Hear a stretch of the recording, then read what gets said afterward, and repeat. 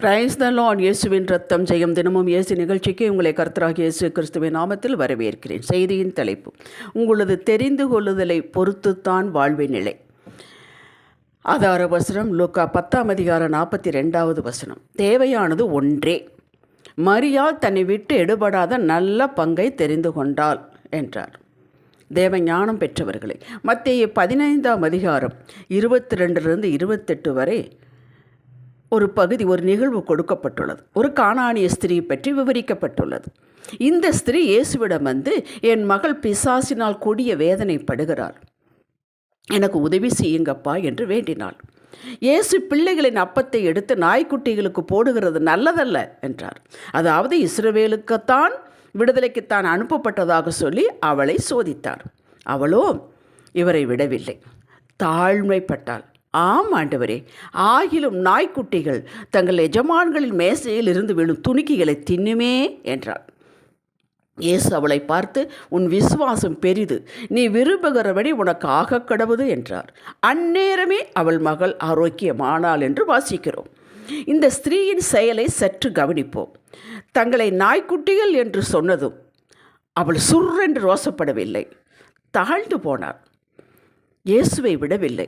அவளுக்கு தெரியும், தன் மகளுக்கு இயேசுவினால் தான் விடுதலை கொடுக்க முடியும் என்பதை புரிந்தவள் உறுதியாக, தெளிவாக, தாழ்மையாக, இந்த நாய்க்குட்டிகள் எஜமான் மேஜையிலிருந்து விழு துணிக்கைகளை தின்னுமே என்றாள். இதுதாங்க தெரிந்து கொள்ளுதல். அன்று அவள் ரோசத்தை தெரிந்திருந்தால் விடுதலை கிடைத்திருக்குமா? அவளுடைய மனதில் நீங்காத பாரம், மகள் பிசாசினால் வேதனைப்படுகிறாள், அவள் விடுதலையாக வேண்டும். இது அவளுடைய விருப்பம். இந்த பாரம் நீங்க வேண்டும். இதற்கு மேய்ச்சாக அவள் தெரிந்து கொள்ளுதல் இருந்தது. ரோஷப்பட்டு அவள் விடவில்லை. இந்த நல்ல பங்கு இயேசுவிடம் மட்டுமே இருக்கிறது அறிந்தவள் பிடித்து கொண்டாள். அவள் யூத ஸ்திரீ கிடையாது, கானானிய ஸ்திரீ. கேள்விப்பட்டவள். அடைந்தாள் வெற்றி. மார்த்தாள் உலக பிரகாரமான வேலைகளை செய்து கொண்டிருந்தாள். இது தவறல்ல. உணவு ஆயத்தம் செய்ய வேண்டிய அவசியம்தானே.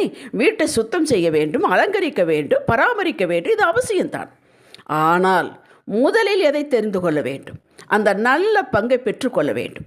இயேசு வந்திருக்கிறார். அவரிடமிருந்து கிருபையுள்ள வார்த்தைகள், வாக்குத்தத்தங்கள் வரும், அபிஷேகம் கிடைக்கும், ஆசீர்வதிப்பார். முதலில் அதை பெற்றுக்கொண்டு பின் மற்றவர்களை கவனிக்கலாம் என்று மார்த்தாள் தெரிந்து கொண்டிருந்திருக்க வேண்டும். விட்டுவிட்டாள். இந்த சாட்சி, இந்த நிகழ்வின் மூலம் ஆவியானவர் நம்மோடு இடைவிடுவது என்னவென்றால், அந்த கானானிய ஸ்திரீயைப் போல விருப்பம், ஆசை, அதை விடக்கூடாது. கொஞ்சம் சூழ்நிலைகள் எதிராக இருந்தால், நமக்கெல்லாம் இது ஆசைப்படக்கூடாது, நமக்கெல்லாம் இது கிடைக்காது என்று விட்டுவிடக்கூடாது. ஏன் நமக்கு கிடைக்காது?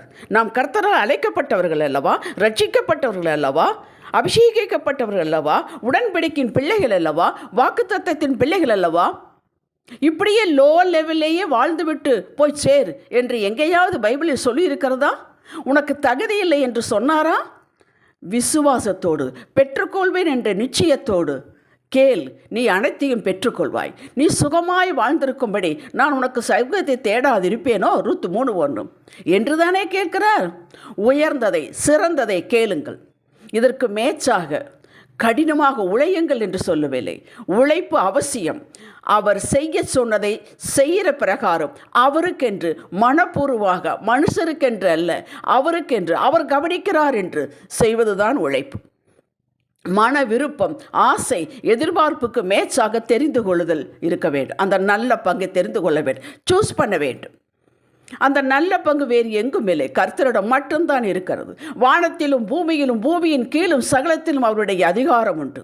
அவர் எதையும் உங்களுக்கு செய்யும்படி கட்டளையிடுவார். இஸ்ரவேல் மக்களுக்கு கீழ்காற்றை அனுப்பி எங்கேயோ இருந்த காடைகளை கொண்டு வந்து அவர்கள் இருந்த பாளையத்திலேயே குவிக்கவில்லையா? அவரால் கூடும், எல்லாம் கூடும். அதை நீங்கள் வந்து ஆராய்ச்சி பண்ணக்கூடாது. நீங்கள் நல்ல பங்கை தெரிந்து கொள்ளுங்கள். பிரியமானவர்களே, அந்த நல்ல பங்கை எப்படி தெரிந்து கொள்வது, பெற்றுக்கொள்வது, இதை அறிந்து செய்தால் போதும். சின்ன தாவீது அந்த நல்ல பங்கை அறிந்தவன், பெற்றவன். ஆகவே அரக்கன் கோலியாத்தை பார்த்து அவன் பயப்படவில்லை. மாறாக, உன்னை வீழ்த்தி இன்றே இஸ்ரவேலில் தேவன் உண்டென்று காண்பிப்பேன் என்று பிரகடனம் செய்யவில்லையா? அப்படியே செய்து முடிக்கவில்லையா? முதலில் என் மனதில் உள்ள சகலத்தையும் கேட்பேன், பெற்றுக்கொள்வேன், ஆத்தும விடுதலை பெறுவேன் என்பதில் அனலாயிருக்க வேண்டும். இந்த விருப்பத்தில் சோர்ந்து போய்விடக்கூடாது.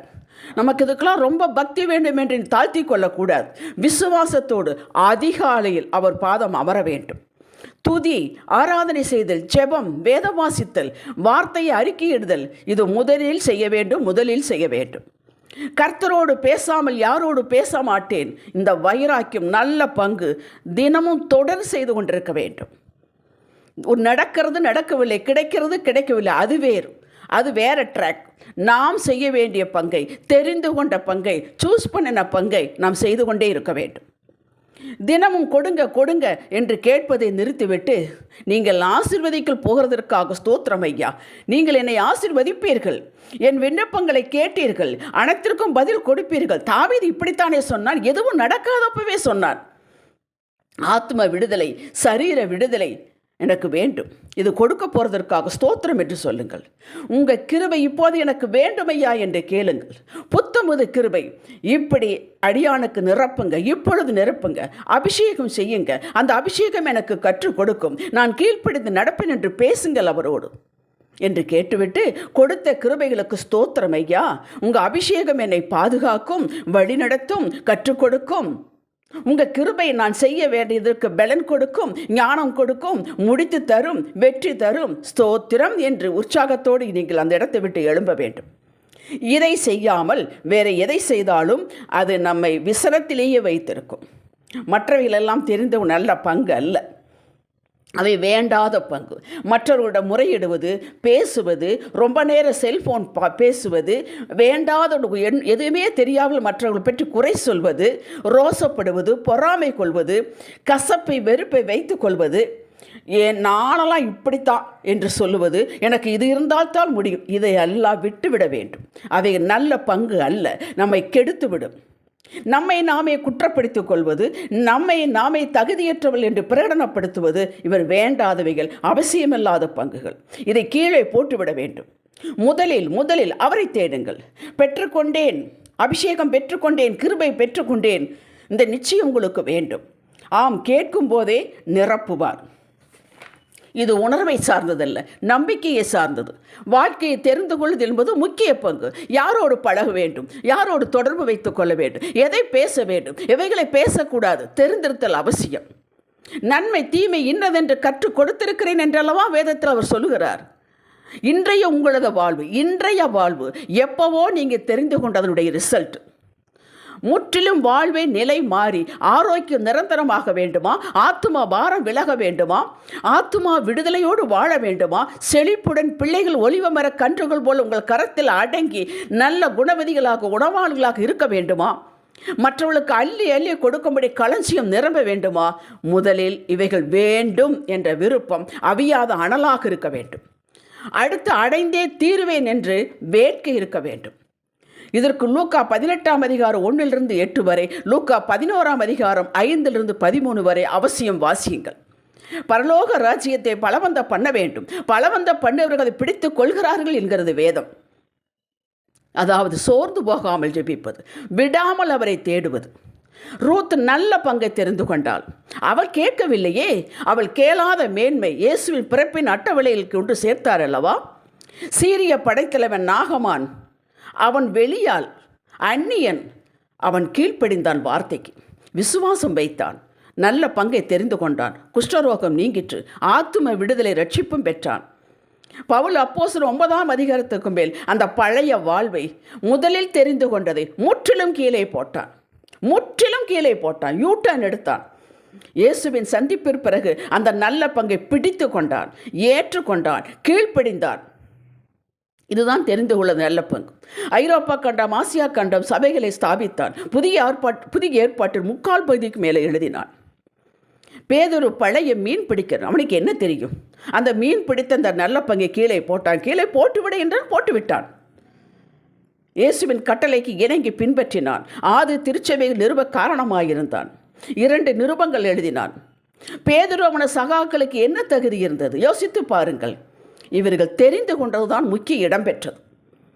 பிரியமானவர்களே, காலம் சென்று விட்டது என்று யோசிக்காதீர்கள். இன்றே பழைய வேண்டாத நட்புகள், பழக்கங்கள் எதெல்லாம் நீங்கள் தெரிந்து கொண்டீர்களோ மாமிசத்தின்படி அவைகளெல்லாம் கீழே போடுங்கள், தள்ளிவிடுங்கள். இயேசுவின் பாதத்தில் அதிகாலையில் அமருங்கள், கிருபை பெறுங்கள். மன வேண்டுதல் விருப்பங்கள் யாவும் நிறைவேறும். நீங்கள் 3000 குறிப்புகள் வைத்தாலும் நிறைவேற்றி தருவார்.